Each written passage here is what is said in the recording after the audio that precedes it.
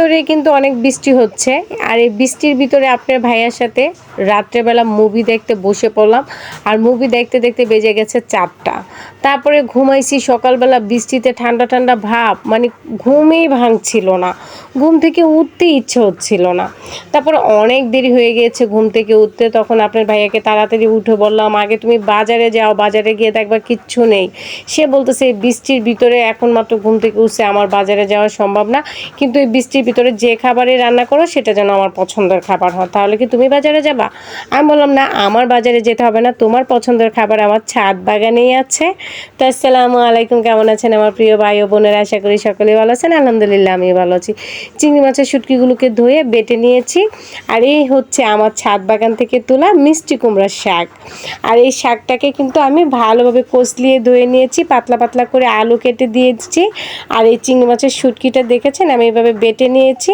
এখন এই শুটকি বাটাটা আমি এখানে দিয়ে দিব, শাকের উপরে দিয়ে দিব এখানে আমি হাফ চামচ হলো ধনিয়ার গুঁড়ো, হাফ চামচ হলুদের গুঁড়ো, হাফ চামচ মরিচের গুঁড়ো, পরিমাণ মতো লবণ, পেঁয়াজ কুচি, রসুন কুচি দিয়ে এখানে আমি হাফ কাপের মতো পানি দিব। আর 1 চামচ দিয়েছি হলো আদা বাটা, রসুন বাটা।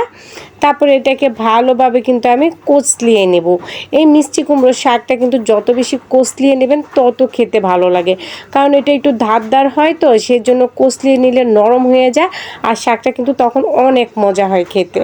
তারপরে এখানে আমি ভালোভাবে কষলিয়ে নেওয়ার পরে এটার উপর আমি দিয়ে দেবো কিছু কাঁচামরিচ, দিয়ে এটাকে আমি ঢেকে দেব, চুলার জালটা ধরিয়ে দেবো। এটাতে আর পানি দেওয়ার প্রয়োজন নাই, এই পানিতেই কিন্তু শাকটা পুরো সুন্দরভাবে হয়ে যাবে।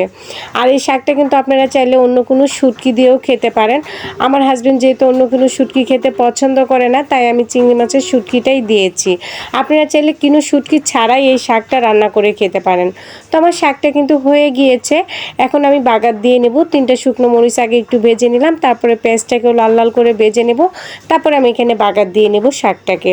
আর আপনাদের ভাইয়া এই শাকটা খেয়ে এত বেশি প্রশংসা করেছে যেটা আপনাদেরকে আমি বলে বুঝাইতে পারবো না। আমাকে 100 থেকে 100 নাম্বারই দিয়েছে। এখন আমার প্রিয় ভাই বোনগুলোকে আমাকে 100 থেকে 100 নাম্বার দিবে, কিন্তু আমার বিশ্বাস আমার প্রিয় ভাই বোনগুলো যদি এই রেসিপিটা দেখে একবার এভাবে শাকটা রান্না করে খায়, ইনশাআল্লাহ 100তে 100 নাম্বারই আমাকে দিবে। আর রেসিপিটা তো দেখতে পাচ্ছেন কতটা সুন্দর হয়েছে, আর মাশাআল্লাহ কালারটাও অসাধারণ হয়েছিল, খেতেও অসাধারণ হয়েছিল।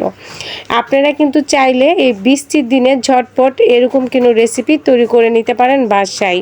আর এই পর্যন্তই ছিল আমার আজকের এই রেসিপিটা। যদি ভালো লেগে থাকে অবশ্যই একটি লাইক করবেন, কমেন্ট করবেন, শেয়ার করবেন, আর একটু বেশি বেশি করে শেয়ার করে দিবেন, আমার অন্য ভাই বোনগুলোকে একটু দেখার সুযোগ করে দিবেন।